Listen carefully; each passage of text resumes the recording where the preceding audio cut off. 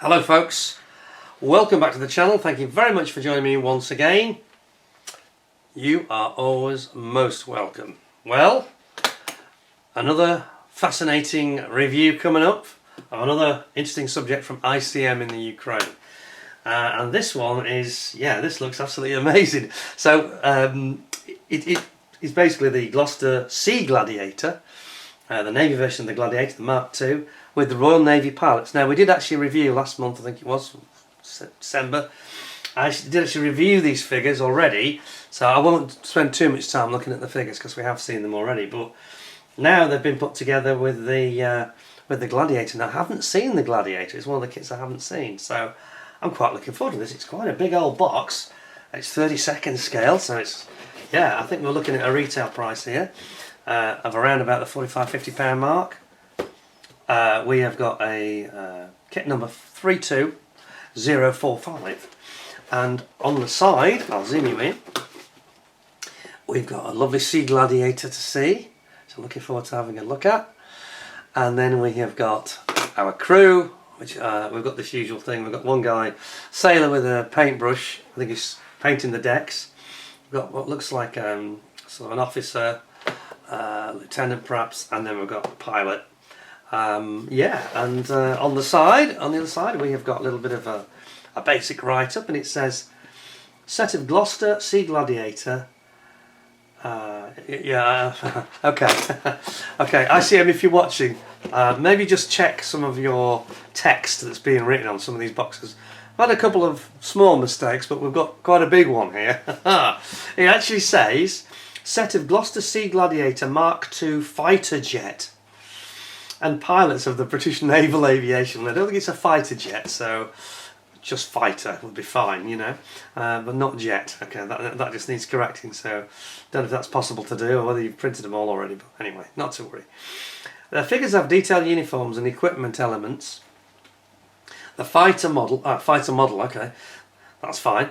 Fighter model features a high level of engine detail and fuselage detail, possibility to assemble fighter with different types of propellers. So it's not a jet then. Decal with marking options for aircraft based on the ground and on aircraft carriers, and then it says it's got 140 parts and blah blah blah. Just so you know, I'm not taking the mickey out of anybody. It does actually say fighter jet. Just thought I'd point that out. There. See, Mk.II fighter jet. Oops. Okay. Well, won't worry about dwell on that. I just want to make sure that people didn't think I was making it up. Right then. Well, it's a very exciting looking presentation. Wonderful artwork, as ever, with ICM. Let's take a look. See what we got. I've been looking forward to seeing this actually. I thought, having just seen the figures, I thought this would be really cool.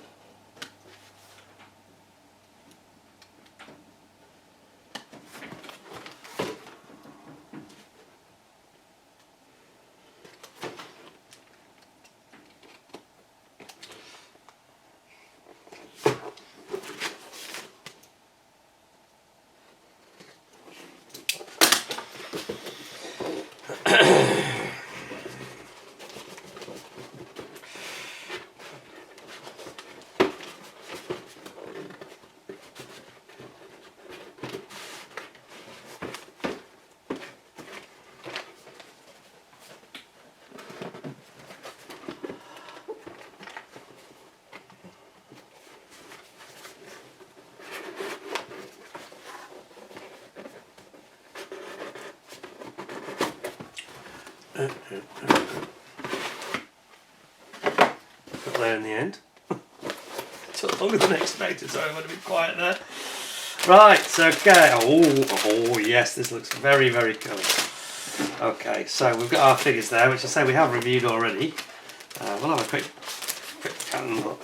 I won't dwell on that part of it too much, because that's something we've seen very recently. So, start off with some beautiful, beautiful decals. Look at these for the Sea Gladiator. Aren't these nice? Those are very, very attractive. Got some instrumentation here.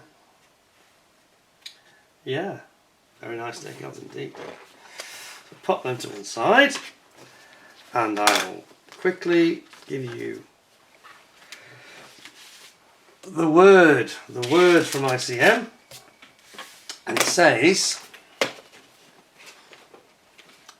yet a bit more. It says the Gloster Gladiator was the last British biplane fighter.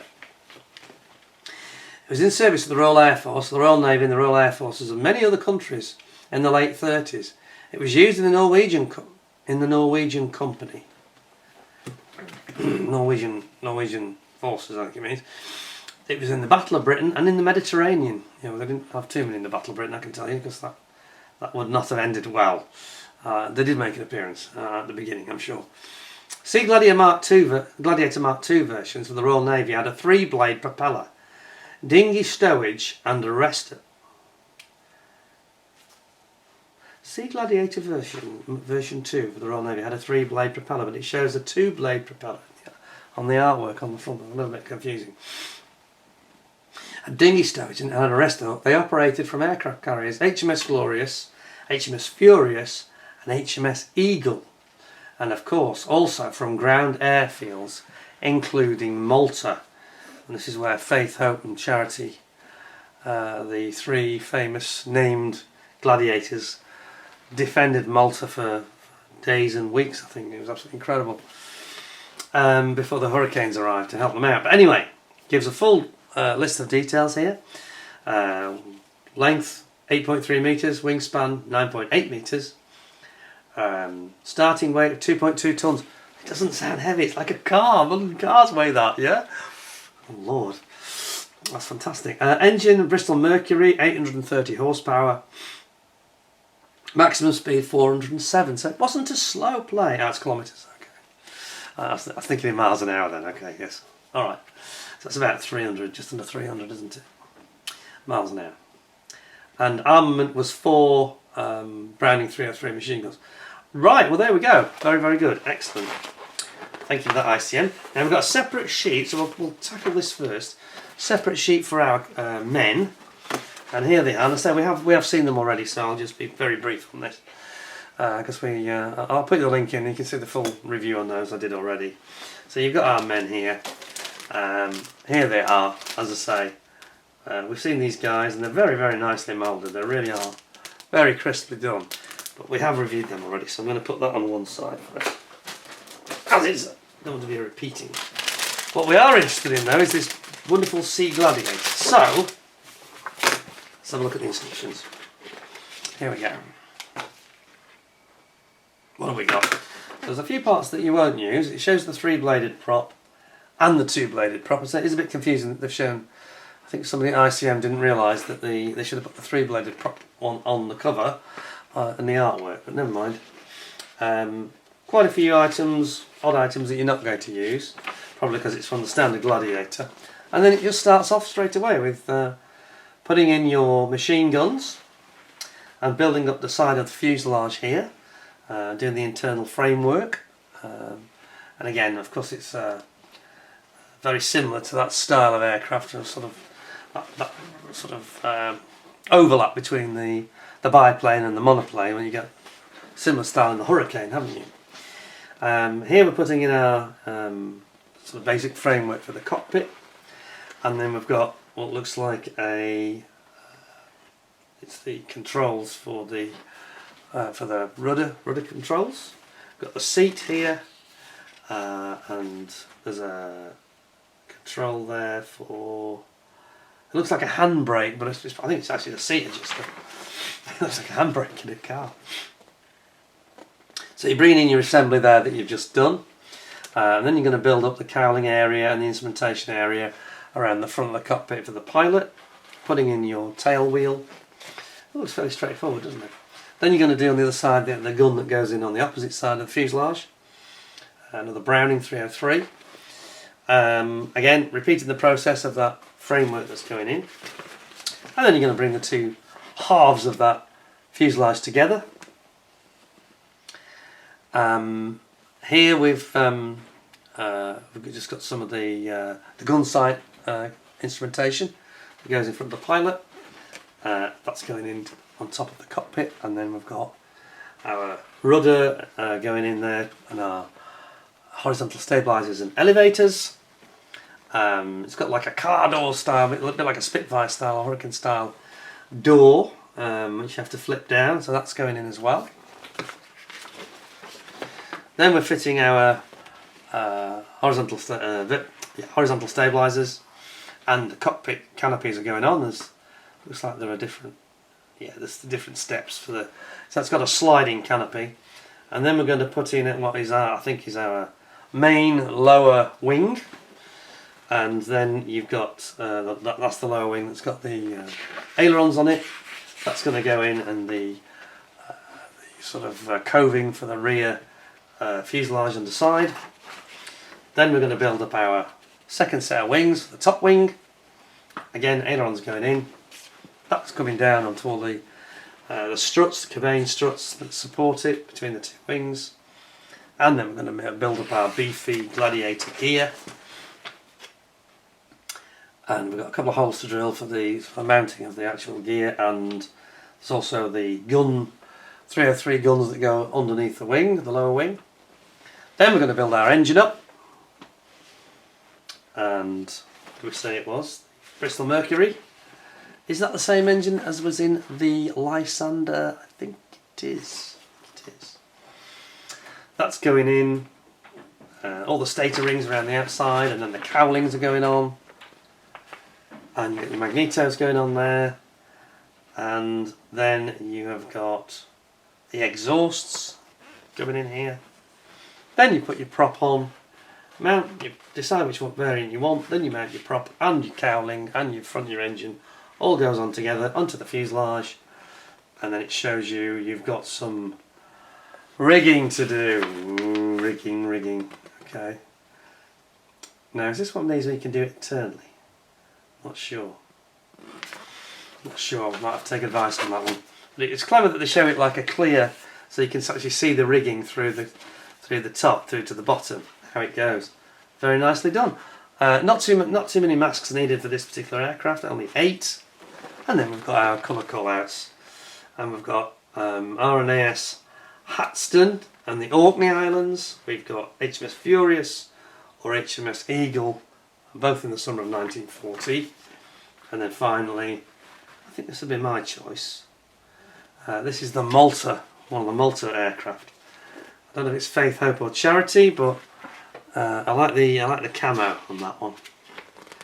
Yeah, it's definitely got a bit of attitude, the Malta one, a bit of history. What's not to like? Go for the Malta option, that's my tip.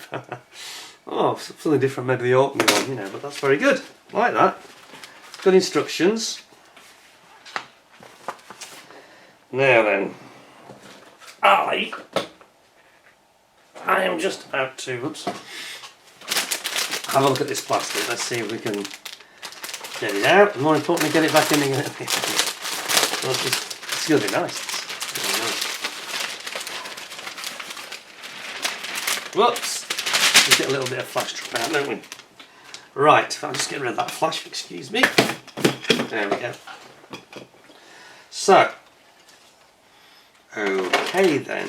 So it's not the biggest aircraft, even though it's 32nd scale. Relatively modest sort of aeroplane, isn't it? So here we've got, first of all, the fuselage. And it's got that lovely textured sort of stretched skin canvas look to it. Ah, it looks nice, doesn't it? It does look nice. There's a sort of cuteness to the Gladiator that few other aircraft have. It's just its proportions are just right, aren't they? Somehow? That's very, very nice. Then we have got the optional 3-bladed prop, which on your Sea Gladiator you definitely need, especially if you're going to do one like the Malta one, for example. You've also got your big cabane strut here with the pitot probe on it for giving the wind speed and pressure, etc. Instruments on here. And then we have got our this is the arrestor hook. That's the bit I missed when I was racing through those instructions. It's the arrestor hook. That's where the hook goes underneath. So that's very good. Then we have got our clear parts. get into them. Let's have a look, see what we've got here.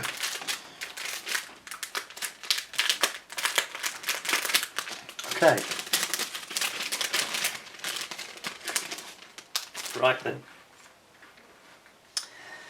They look very, very nice, I have to say.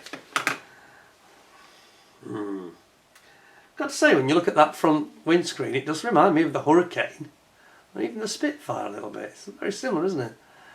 There's certainly a design sort of philosophy going on there at that time. But yeah, beautiful clear parts, those. Maybe a touch of distortion just on the back window here, which again has got that reminiscent sort of Spitfire look to it, hasn't it? The way that it's been designed, that canopy setup. A little bit Spitfire-like, isn't it? The front and the back. Anyway, there we are. No, there's nothing to worry us there at all. Looking very good so far. Excellent.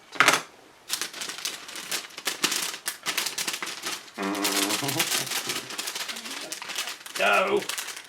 Right, now then. The wings, oh, these look lovely. Look at these. These are big, aren't they? It's going to take up a bit less zoom than usual. Check this out. So this is the, I think that's the upper wing. Is it? Or is it? No, that's the lower wing. That's the upper side of the lower wing. This is it's a full length wing at the bottom, of course. It's right the way across. They've formed that very nicely. Almost wing nut wings, you could say there. I like the way they've done that. Beautifully formed. Yeah. Very nice, isn't it? And then you get your wheels and your tyres. In front of your engine where my finger is there. The other optional instruments, binnacle. Got where my finger is here, the cabane struts. And then you've got your little elevators. And as I say, this is the upper side of that lower wing. You can tell because it's got the strut, point for the strut to go up to the top wing. So that's that one. And it's only right that we look at the opposite and look at the top wing. And here we go, so this is the very top wing. And again, it's gorgeous, really nicely done. Yeah, I like that.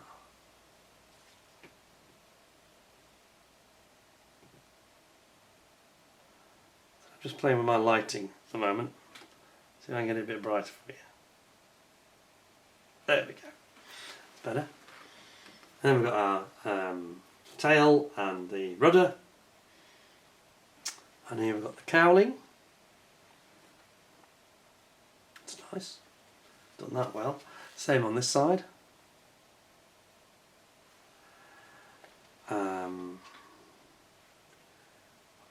I think I've done it in 4 pieces for some reason. Does it need 4 pieces? Okay.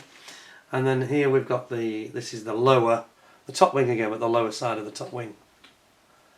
Which is fantastic. And here you've got your little sort of gondola where the Browning machine gun goes underneath the wing. Fantastic, absolutely lovely. And then last but not least, we have all the engine parts, including the two-bladed standard prop, should you wish to use it for some reason. Not if you're going to do the C Gladiator, because it has 3. You see your 303 Browning machine gun there. Another one over here. You've got all your engine cylinders. They've done this really well. It's almost wing to wing standard. Look at the way they've moulded this. That's really nicely done, isn't it? I like that. It's like the surrounding ring around the engine. Yeah. And then you've got all the engine cylinders and the intakes. Back side of the cylinders there. Reverse side, the engine there. More of the struts, wing struts. Got your traditional yoke type of control stick here. Again, very like the Spitfire or Hurricane. Here's your side machine guns that go in the side of the fuselage. One there, one there. Excuse me. And then we've got all this framework for the sides of the actual fuselage internally. Builds up the cockpit. Exhausts here. It's a beauty, isn't it? It's flawless. It's got no flash, you know. Some tiny parts. They've done this very well. They've done this very well. You could make yourself an almost wing-that-wings standard of biplane here, I think. I'm quite taken aback by it, actually. So, yeah, because that's not new tool this year. That's been out already for a year or so, a year or two, and again, this is a bit like the Ju-88. I expected it to look a little bit older, but it doesn't. It looks brand new. It looks fantastic. Absolutely incredible kit. You've got those pilots with it as well for your deck diorama. Awesome, awesome. I love it. I sense another strong score coming for this. Can't see any obvious flaws or eject fin marks where there shouldn't be. Spotted. Just amazing. Brilliant moulding. Lovely work from ICM. That one there. See if I can get it all back. Is the real trick for me, isn't it? That is a nice rendition of a Gladiator, Sea Gladiator. I'm going to pop that in. Make that. There we go. Sorted. Will it go back in the box? That's the real question. Will it? Well, no problem today. They had a slightly bigger box for it, didn't they? Well, there we go. I am somewhat blown away by that. I think the quality of it is just beautiful. You've got the pilots to go with it as well. It'd be nice to have had a seated pilot, but no, it's a lovely kit. Fantastic. I say it's about 40. I think it's about 49–50 pounds. But you're getting a lot of kit. Well, you think let's call it £50.